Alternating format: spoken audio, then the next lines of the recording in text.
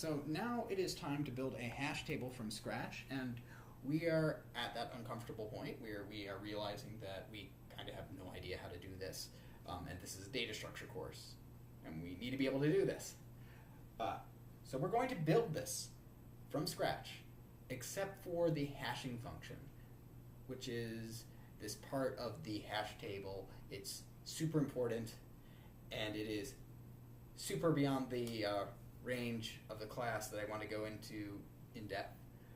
We can create a hashing function. That's actually fairly easy, but creating a good one, creating an excellent one rather, is black magic that's better suited for an algorithms class. But everything else we're going to code from scratch. Now, what is it that we wanted to do exactly? Well, we wanted this mythical data structure, this thing that would allow us to put some key value pair in constant time, meaning no matter how big it got, we'd be able to insert it in a super quick manner. Same with the get.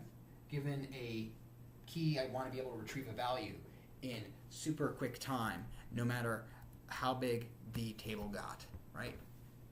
I wanted to be able to check if a value was in there in constant time. So no matter how big this table got, we'd be able to check it was there, right? With a list, I'd have to check all the items to check it was there, right? Bigger it got, the longer that took. Here, bam, instantaneous.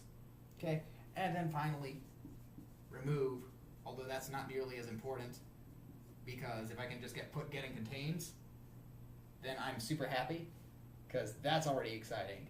But remove, on the other hand, that's kind of an afterthought there. All right. So, how can I do this? Well, in data structures, we really have only two options, right, that we've been building our data structures with. Option number one was use an array, which I'll come back to in a second.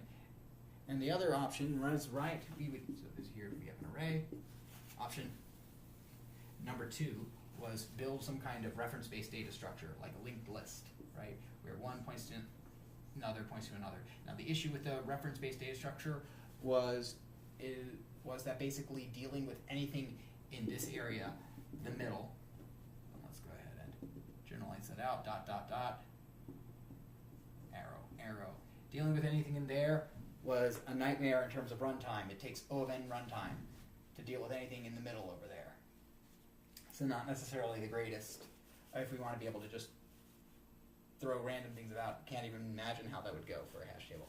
But let's go ahead and re-examine this array and just actually look at it for the first time in the context of keys and value pairs in the terms of the hash tables. Right? Here is an array. Index 0, index 1, index 2, index 3, index 4, 5, 6, 7, 8, 9, 10. Okay. So here is our array. And let's actually just think about this in terms of a map, right? What was a map supposed to do? We want to basically pair together key value pairs. Now let's take a look at an array, right? Given an index, I want to be able to insert something into an index, right? So given array 4 is equal to 5, that means I want to insert 5 at index 4, right? And what this does is that, actually, if we think about it, it creates a mapping between index 4 and the value 5. If I say a of 2 is equal to hello, and ignore the fact that I'm using different data types right now, right? That means that creates a mapping between the index 2 and the value hello, right? So actually, an array seems actually perfect for this, where we can use the index of an array as a key and the slot corresponding to each index as a value, right?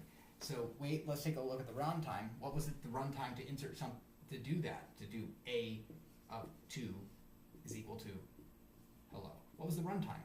How long did that take? That was constant time operation to take this and put it in here. Fantastic, that seems to be what I want, right?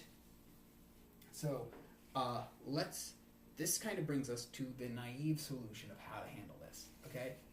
So for right now, I'm going to create something that has a lot of problems with it. It's not a great solution. In fact, it's a terrible solution. But what we'll do is that we'll basically play whack-a-mole with each of the big problems as they crop up. Okay, so here is my stupid solution for building a hash table. I'm going to build a ginormous array, right? Too big to hold on here.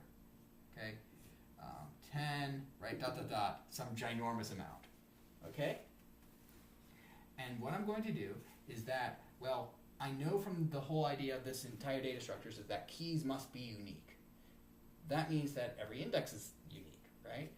So no index is going to get used more than once. So basically, for anything I want to put into the data structure, right, you give me the key, and I'll take it and put it in my ginormous array. So if you give me an item, I'll put it in the appropriate place, given the key. So, right, if you want to insert, right, A, right, is equal to foo, I'll put that in index 10,111. If you want to put an 10 to the 10th over here is equal to bar, then I'll let this be the key. I'll let 10 to the 10 be the key and bar be the value. Okay, so I'm going to use this ginormous array, and basically anything that's the key, that's going to be the index of the array, and anything that's the value, that's just going to go into that. Now, there's two kind of immediate problems with this. Okay, with this approach, my super stupid solution. Problem one is that while the indices are indices are ints, but keys can be anything. Okay, that's problem number one. Problem number two is actually also very straightforward. I just said I'd build a super mega ginormous array. Well, my computer does not necessarily have space for super mega ginormous. In fact, Java may not allow me to build one that's super mega ginormous. Right? How many items can you? What's the maximum size of an array? Take a look at it. I believe it is that number of valid integers there are. So I think what? That would be 2 to the 31st minus 1, I believe. Or maybe they let you do the whole unsigned int thing there. Not sure, but it's it's in the single digit billions, in other words. So possibly big enough, but maybe not.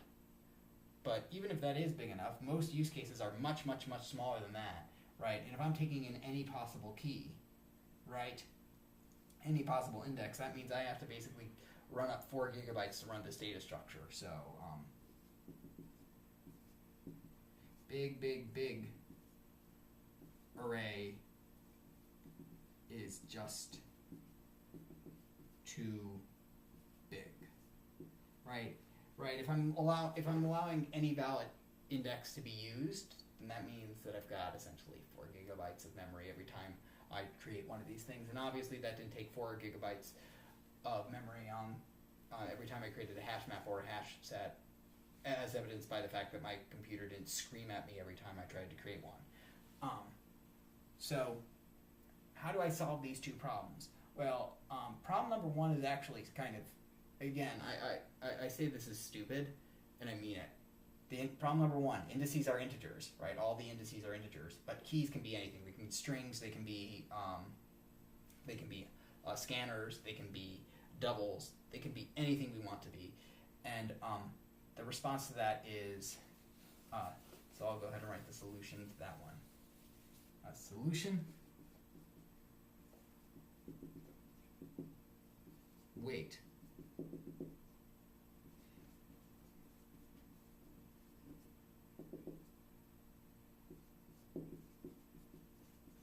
Everything is just numbers on a computer, right? Everything is a number on a computer. So we'll discuss this one in the next video.